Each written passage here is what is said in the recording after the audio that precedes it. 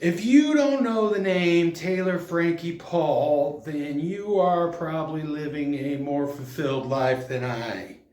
I learned about this entitled self-centered narcissistic psycho against my will. And now that I know about it, you have to know about it. And after this, I will never mention her name again because she's an attention-seeking, violent, self-centered bitch. Allegedly. After hearing this story, I wasn't going to make a video about it at all because it's the kind of depravity that I usually don't like to bring attention to. But if I can convince any number of you by this example of the reason why not to watch reality television, because not only is it brain rot garbage that does nothing to enrich your life in the slightest, it also rewards the bad behavior of these people with fame and money and attention. The people they use for these kind of shows are inherently bad people, usually rife with mental illness, chemical dependency, and short tempers, enhanced by the tactics of the producers, like sleep deprivation, encouraging mass consumption of alcohol, and manufacturing situations to create drama. The wilder and the crazier, it just creates salacious material for your entertainment. And if you consume any of these drama shows, then you are complicit in that bad behavior. Anyway, let's get back to the subject of old TFP.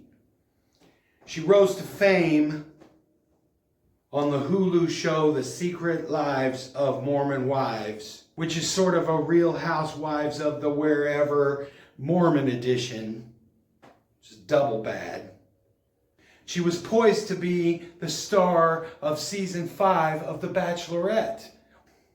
What would cause ABC Disney to cancel a show days before the premiere after sinking $50 million into the production? Well, a TMZ video surfaced of Taylor attacking her on and off boyfriend, Dakota, and it's real bad. She's hitting and kicking him, and she throws some metal chairs and hits him, and hits her 5-year-old that's sitting on the couch that she seems to have no concern about in the whole entire video. If that wasn't bad enough, I found body cam footage from the cops that responded to this incident, and it's even more disturbing. She punches him right in front of the cop. While one officer is getting Dakota's story, the other officer takes her outside because they think the cold Utah air will kind of calm her down a little bit. But she's screaming and crying and hysterical and hyperventilating. Then at one point she just switches. Anybody that's ever had a psycho girlfriend, they know how they can turn on and off those emotions. They usually do it when the cops show up so they can play victim. So anyway, long story short, she goes to jail for domestic violence and aggravated assault.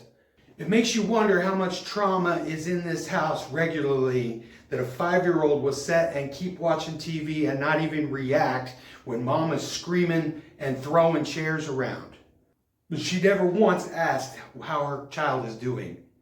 And Dakota is a whole nother story in itself. Obviously, he's the victim in this situation, but a lot of things are not adding up about him. They have a very toxic on and off again relationship.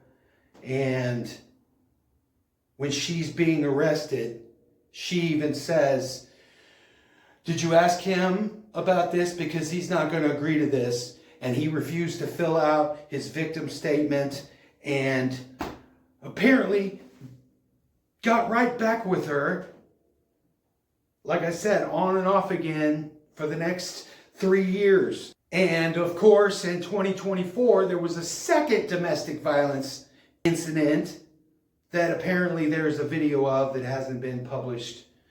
He eventually gets a protective order against her and temporary custody of their child. Oh yeah, did I mention they had a kid together after all this stuff? And surprise, surprise, there's a third domestic incident that took place in February of 26, not less than 2 months ago. So I don't really feel bad about him in this whole situation. In light of all this stuff, they've decided to just shelf this season of The Bachelorette. And I don't really feel bad for ABC and Disney either, because shouldn't they have vetted her a little bit? Don't you think they would have known about this incident? Apparently, it's the subject of the whole first episode of The Secret Lives of Mormon Wives. So it's public knowledge. So why would they have even went through with the filming of this stupid show? Oh yeah, and apparently Taylor and Dakota were together the night before she was to fly out to start filming The Bachelorette, which means she had sex with her boyfriend less than 24 hours before she gave away the first rose to that eligible bachelor, which is just gross. Lastly, I just gotta say, Dakota, my guy, I know sex with a psycho is usually the best sex you'll ever have, but is all of this worth it, man? Never is it worth it. So, anyway, that's the story of The Bachelorette and Taylor Frankie Paul. And hopefully I never have to think about that name ever again. See you in the next one. Bye-bye.